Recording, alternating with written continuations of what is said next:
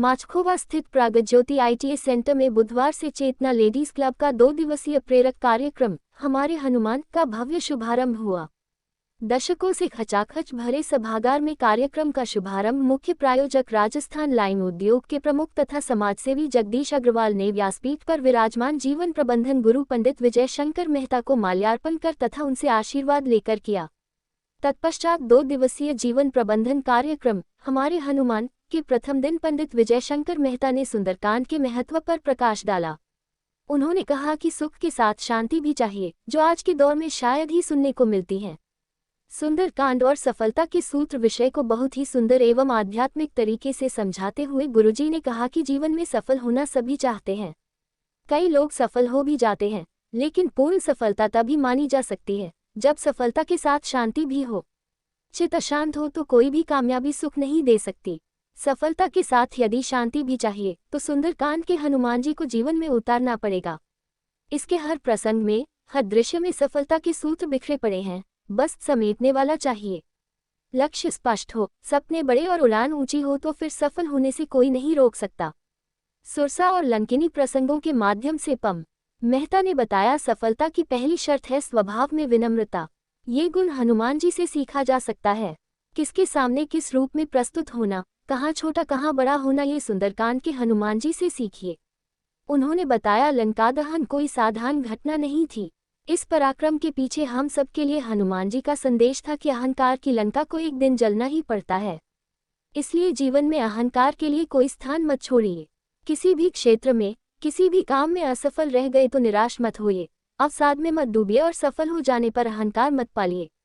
कथा के अंतिम दिन बृहस्पतिवार को पम मेहता हनुमान चालीसा की चौपाइयों के माध्यम से परिवार प्रबंधन के सूत्र समझाएंगे। इससे पूर्व क्लब की अध्यक्ष आशा अग्रवाल, सचिव रेणु मंगलुनिया, कोषाध्यक्ष सुनीता सिवोटिया सहित सभी सदस्यों ने मंच पर जाकर गुरुजी से आशीर्वाद लिया। सुधा बजाज, चेतना लेडीज क्लब की ओर से आप सभी का इस प्रेरणादायक अवसर पर हार्दिक स्वागत और अभिनंदन करती हूँ।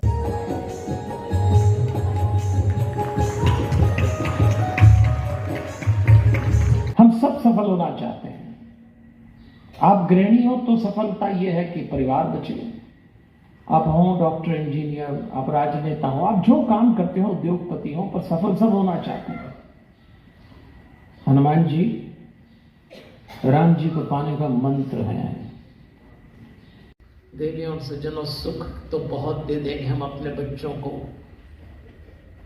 शांति कहां से लाएंगे? ये किसी तिजोरी से नहीं निकलती। ये शांति किसी स्कूल, कॉलेज, इंस्टीट्यूट में नहीं मिलती। ये शांति किसी बही खाते से बाहर नहीं आती। ये आपको खुद अपने अर्जित करना पड़ती है। आज हम सुंदरकांड ये देखेंगे। तो चलिए मेरे साथ एक अद्भुत यात्रा पे। हनुमान जी हमको लंका ले चलेंगे। देखो समय कम है, 6:30 बजे के पहले लंका जाके लौट के भी आना है। अपने पास हनुमान जी से भी कम टाइम है।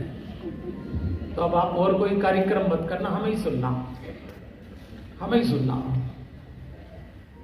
अभी कुछ मत करना, हमारे साथ चलिए। ये सब बाकी व्यवस्थाएं होती है। देखो देवियों और सज्जनों, सुंदरकांड 2 भाग में बटा है। पहले 33 दोहे तक हनुमान जी का पराक्रम मिलेगा आपको, और बाद के 27 दोहे में हनुमान जी एक शब्द नहीं बोले, एक भी शब्द, मौन हो गए। सुंदरकांड शोर से शून्य तक की यात्रा है, अद्भुत यात्रा है। तो चलिए चलते हैं, इसमें सीखते हैं हनुमान जी से 6 चरण। वैसे तो मैं आपसे सुंदरकांड को 4 भाग में बांट के बात करूंगा। सफलता के लिए क्या किया जाए, सफलता पर क्या किया जाए, सफलता के साथ क्या किया जाए, और सफलता के बाद क्या किया जाए। ये 4 भाग में बटा है। तो धीरे धीरे अब हम चल रहे हैं। फर्क नहीं है विष और अमृत पीने में, बस पीने का अंदाज आना चाहिए। हनुमान जी सिखाएंगे कैसे जीवन में सफलता प्राप्त की जाती है, कैसे प्राप्त की जाती है। चलिए संघर्ष तो हनुमान जी को भी करना पड़ा, हमें भी करना पड़ेगा। दूसरा काम करिए सजगता, तीसरा काम करिए सक्षम हो जाना, चौथा काम संघर्ष, पांचवा समर्पण, तब जाके छठे पे सफलता मिलती है। कथा आपको याद है, अब मैं आपको लेके चलता हूं। दृश्य चलिए, उस दृश्य में चलते हैं। अभी अभी बानर लोग बैठे हुए समुद्र के तट पर, संपाति नाम का जटायु का भाई गीधराज आया। उसने कहा इतने सारे बंदर, आज तो मुझे भोजन मिल गया। सारे बंदर डर गए। अंगद और जामवंत ने संपाति को समझाया कि तुम्हारे भाई जटायु ने सीता जी की रक्षा में प्राण दे दिए और तुम हमें खा रहे हो। संपाति ने कहा मैं देख रहा हूं सीता जी वहां, पर सवाल ये उठता है कि 100 योजन का समुद्र लांघकर लंका कौन जाएगा? 100 योजन मतलब आप समझो 1200-1300 किलोमीटर से कम नहीं। सबने अपनी अपनी सीमाएं बता दी। अच्छा, कुछ लोग बड़े चतुर होते हैं, कलाकार होते हैं, उनको काम नहीं करना होता तो ऐसे बेहतरीन बहाने बनाते हैं। तो जाना था 100 योजन, पर कुछ लोग खड़े हुए बंदर, उन्होंने कहा ऐसा है कि 80 योजन होता तो चले जाते। अब जब जाना 100 है तो 80 क्या करे, बैठो चुपचाप। कुछ ने कहा 50 होता तो चले जाते। अरे बैठो भैया, 100 जाना है। सब अपनी अपनी सीमा बता रहे हैं। उसी समय जामवंत ने, जो उस सेना का सबसे बूढ़ा आदमी था, उसने कहा मैं चला जाता हूं, क्योंकि जब मैं युवा था तो भगवान ने जब वामन अवतार में विराट रूप लिया तो मैंने उनके पैर धोए थे। जब समुद्र मंथन हुआ तो सारी औषधियां मैंने डाली, लेकिन तब मैं जवान था, युवा था। तो सबने पूछा दादा आप क्या? बोले अब बूढ़ा हो गए, अब नहीं जा सकता। अच्छा, ये बूढ़े लोगों की एक दिक्कत होती है, इनसे कोई भी सलाह लो ये अपना फ्लैशबैक निकालते।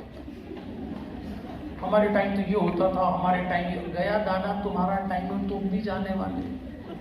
आज की बात देखो, आप सुंदरकांड एक बूढ़े को याद करके हो रहा है। जामवंत ने कहा अभी देखो ये बड़े बूढ़ों की, हमारा तो बहुत संबंध है बड़े बूढ़ों से, इसलिए बात कर रहा हूं। फिर अंगद खड़ा हुआ। उस दल का नेतृत्व अंगद कर रहे थे, युवराज अंगद। अंगद ने कहा मैं जा तो सकता हूं पर आ नहीं सकता। अब ये क्या बात हुई? फिर किस काम की?